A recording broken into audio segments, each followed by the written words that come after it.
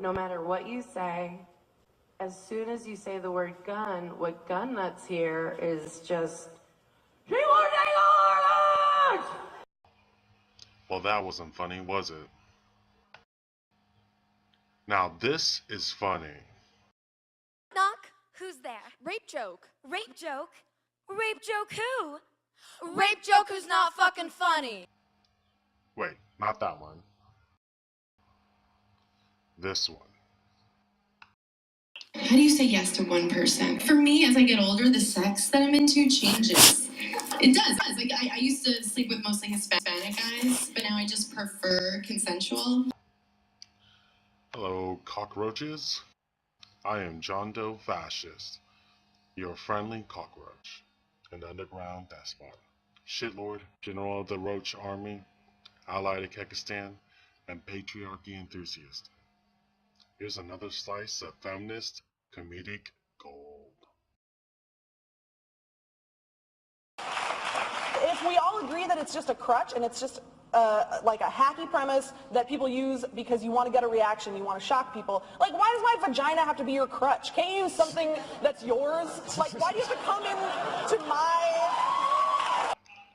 If you do not have a deep understanding of art, you have no business labeling yourself an authority on it. If you say that a broad subject, not an event, angle, or premise is hackneyed, and I know she said premise, but she meant subject, I assure you. I will put the full video in the description. Okay. So, she is not an authority on it.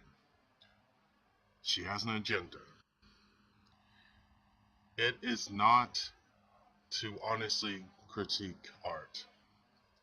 Saying that the comic is using your vagina as a crutch is only true if they are making the joke for nostalgic or purely attention-grabbing reasons. But remember, this is an opinion, not a fact. You cannot know for sure the intentions of the comic or the audience that laughs at the joke. And it is worth noting that most rape jokes are about male rape, not female rape. The common rape jokes are ones about men in prison. How many times have you heard, "Don't drop the soap"? You can hear that joke in kids' shows and cartoons.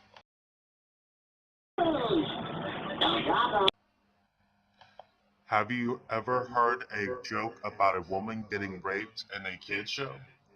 I bet not. If you have, I invite you to send me a link to it. I don't count it if the show is in Arabic. Trivializing to say that mocking and exploiting a rape victim's trauma to her face, because there will be women in that audience and probably men who've been sexually assaulted, is the same as like making fun of a thing. Like it's not the same. Precisely. It is not making fun of a thing. She does not understand comedy. Comedy works on different levels.